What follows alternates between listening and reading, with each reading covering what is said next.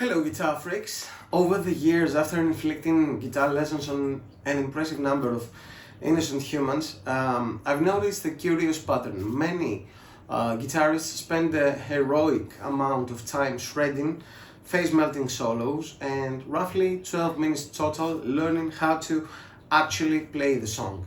And this is slightly awkward because in the real world, outside the bedroom, YouTube comments section or prog metal daydream, the guitar's primary job is rhythm, chords, grooves, the things that the audience recognizes.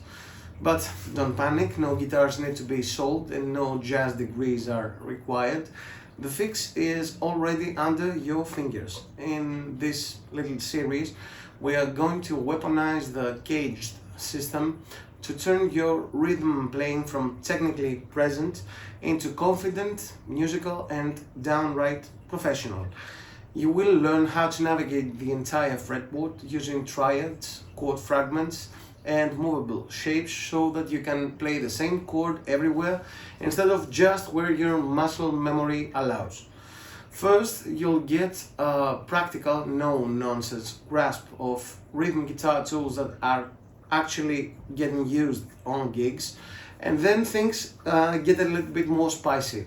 The artificial wall between rhythm and lead starts to crumble in a healthy, non-structural damaged way as we blend major, minor, dominant chords with fills, double stops and melodic embellishments. Now, if the CAGED system sounds mysterious or vaguely like a fitness routine, here's a simple version. It's a way of taking those open chords, the chord shapes that you learned on day one probably, and sliding them around the neck so that they stop being trapped near the nut.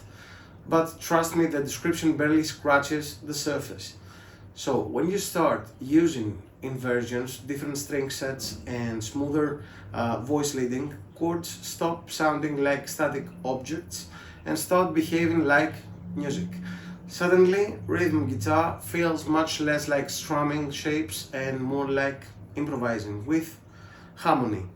So whether you're in a band, jamming at home, or trying to stop your rhythm playing from sounding like an afterthought, this series is here to help. Stick with it and eventually you may even retire that dog-eared chord dictionary from your gig bag. Alright, let's actually touch the guitar now. We'll start by revising some good old-fashioned major chords and see how they behave once we run them through the CAGED system, C-A-G-E-D. The name CAGED isn't a mysterious ancient kind of code or a government agency. It's literally just the 5 open chord shapes that most of us learned back when our fingers still had feelings. C, A, G and D. And these shapes are the DNA of the system, and once you recognize them, the fretboard stops looking like a random collection of metal speed bumps. We're going to take one simple chord, let's say C major, and march it through the system shape by shape, like a well-trained harmonic parade. So the C shape, also known as, this might look familiar but it feels illegal. The first stop on our tour is the C shape. Normally when you play an open C chord, a couple of strings ring out freely, blissfully unaware of responsibility. But if we want to take this shape on the road, we need to replace those open strings with something more portable. So forget about your index and think about it as a budget capo. So its job is to bar the strings that used to be open, allowing the entire shape to move up the neck without falling apart. Try to imagine that you're grabbing the C major chord but without your index, so you're going to use the other 3 fingers to get the first, second and third frets here, leaving the open G and E. And then you're going to use your index as the budget capo we said before to grab the strings behind the nut, right? So this is now your open C major chord. Now if you move this up a fret, the whole hand that is, keeping the same frets, you're gonna get what is gonna be eventually a D flat major.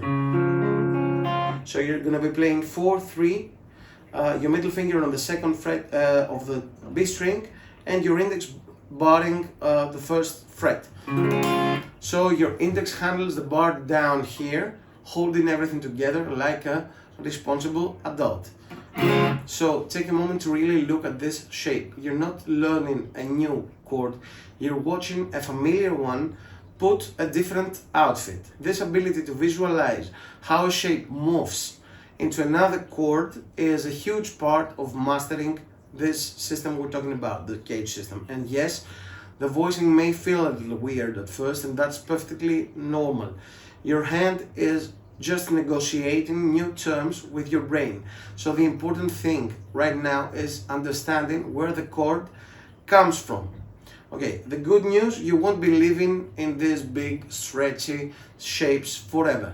The real magic of the CAGED system reveals itself when we start extracting the smaller, more ergonomic chord fragments inside, hiding inside these larger forms.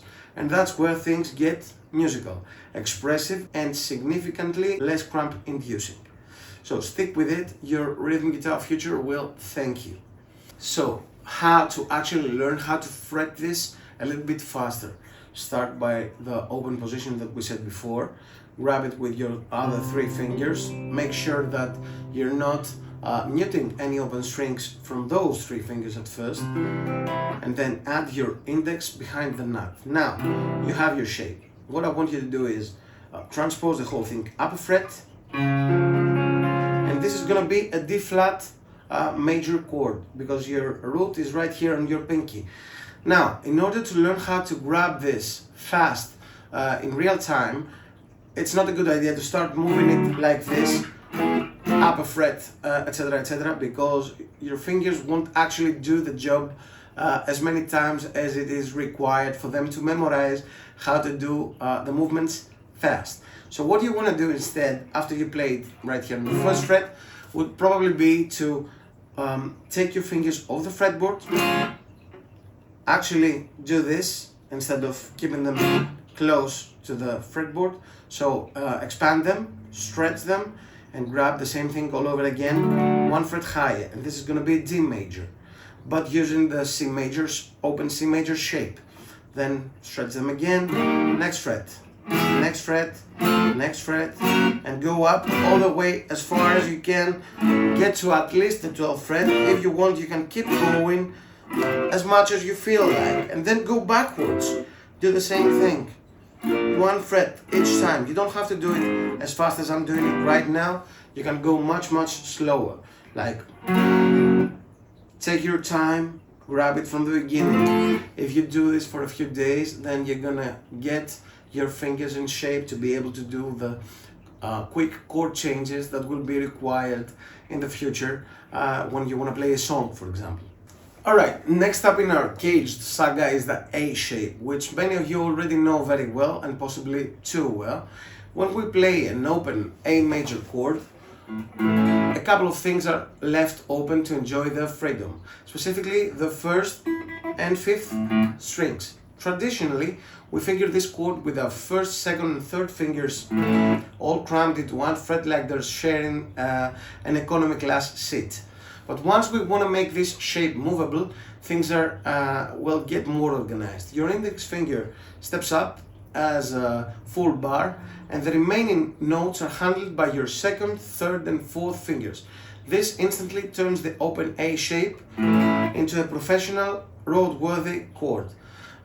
So to play this chord using the A shape all over the fretboard, the index finger bars across 1 fret.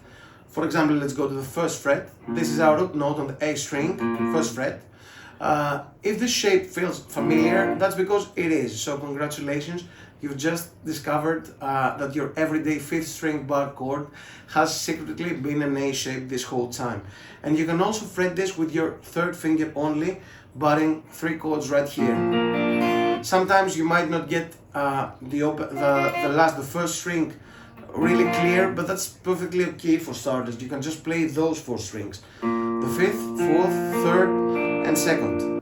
In no way it is cheating. Well, it is slightly to use one finger to mash the middle strings, but it still works. So what really matters here is seeing how the open A chord has slightly migrated up the neck to become a different tonality. So visualization is the name of the game.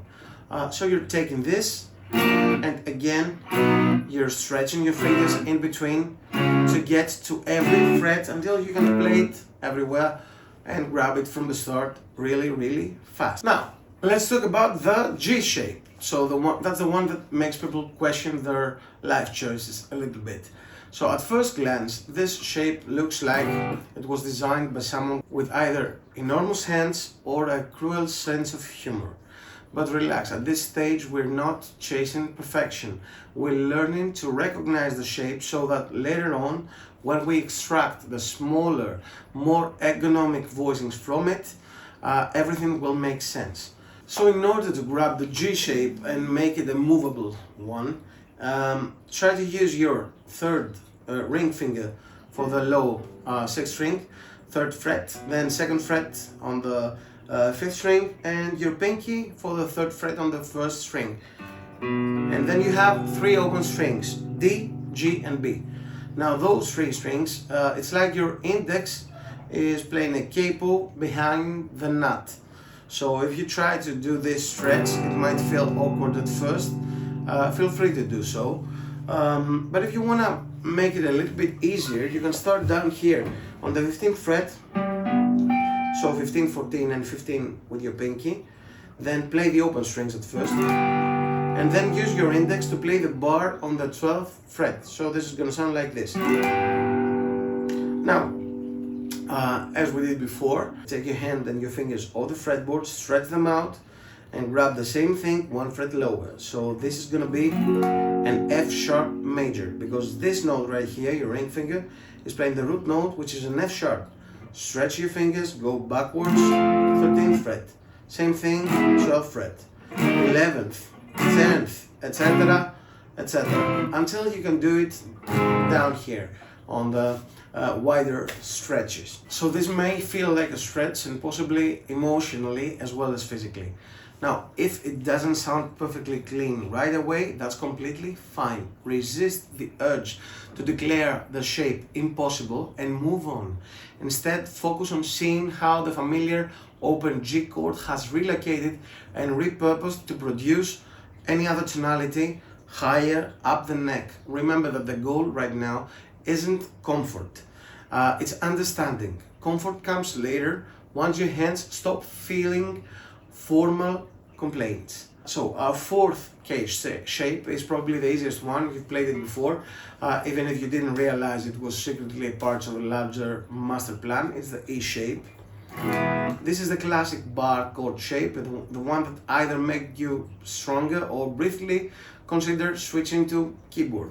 What you may not have realized is that every time you play this chord, you're essentially holding an open E chord that's been relocated and given a gym membership.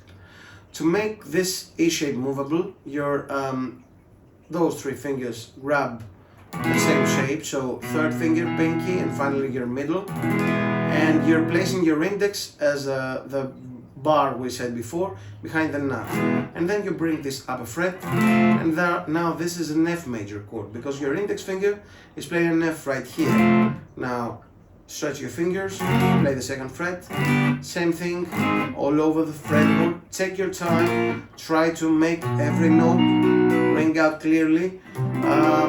Take your time, don't rush it. So while you're doing this, pause for a second and think what's happening. You're playing the exact same shape as the open E chord, just higher up the neck and with significantly more authority. Once you see this connection, a huge chunk of fretboard suddenly makes much more sense. And finally, we arrive at the 5th and last shape of our CAGED system, which is the D shape. So to fret the portion that resembles an open D chord, instead of these fingers, use your middle ring and pinky. Grab those frets over here and use your index to play the open D behind the nut. Now you can first try to do this on the 12th fret because it might feel a little bit easier due to the smaller frets and smaller stretches for your fingers. Alright, try to make it sound clear, and then you can start practicing the same way we did before, stretching them and going back a fret each time until you can get back to the first fret. Remember that right now your root note is your index on the D string, so whichever note this finger is playing, for example right here, that's a G major if I use the open D major shape. Another thing I'd like to mention here, for some of you this might feel easy, for some others it might feel a little bit more awkward, or it might sound a little less full as a chord. So the way to fix this is another really favorite type of grasp of mine, which is the following. Instead of playing this, I'm gonna forget about the first string entirely right here, and I'm gonna play this note on the low E string. So I'm gonna have this, and then I'm gonna use my ring finger to play the fifth that we previously played with our middle, so, and our pinky to play the octave. So you have root, fifth, octave. So that's just a power chord on the D string. Then use your index to play one more string on the A string, same fret as the D, which is gonna be your fifth. So this is essentially an extended power chord with that's the fifth, root, and use your middle finger to play the third on the low E string. So the frets are gonna be 7, 5, 5, 7, 8 for the G major chord, because my root note is right here again. It's on the D string. So it doesn't really look like a G major, but it's pretty close. Sometimes, you know, instead of this, if you're an AC/DC fan, you might know this shape like this. It's a very, very well-known change to play the D chord with a low third over here, and then move to a G maybe.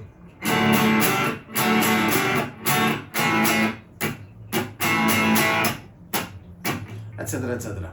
So you can again take this shape and start moving it around until it feels natural to you. Just watch out, don't play the first string. It's a major second, it's not gonna be bad all the time, but okay, pay attention to it. Now, at this point, you've seen all those 5 cage shapes moved all over the fretboard to produce different tonalities. So there are 5 different ways to say, for example, C major. If you can locate them, it's not going to be easy at first, but this is the end game, the ultimate goal. I'm going to expand to this right now. Notice how you can make the C major chord played in 5 different ways right now, and it's always going to be with this series. As the name says, CAGED. Let's say I'm starting with the open C, right? Over here. If I want to move to the next position of the neck and still play a C major chord, what I'm going to do is use the A shape, the open A shape, to continue from where I finished my C major over here. So this is my root, the C. If I move my index where my third finger is, I'm going to get this, right? So if I base everything around this bar right now and play the A shape, C-A-G-E-D, I'm getting this chord, which is a C major again. It sounds a little bit different, but it's still the C major in a different position on the neck.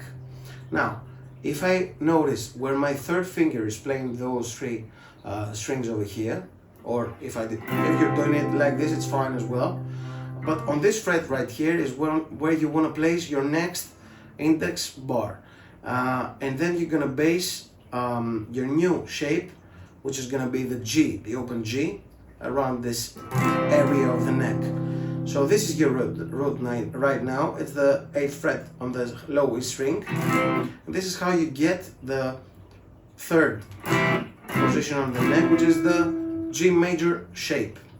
Now, from this one, this is your root note. If you move instead of your ring finger, if you place your index over here and Barre, you're gonna do the E shape, C-A-G-E. That's your next one. And this is another C major chord. And finally, if you see where my pinky is, that's an octave. If I place my index over here, grabbing the octave and the lower A string, I can now play the new chord we discussed before, which is the D major shape. Or if you prefer, you can play this one. It's the same for me. So far you have C, A, G, E, D, or D.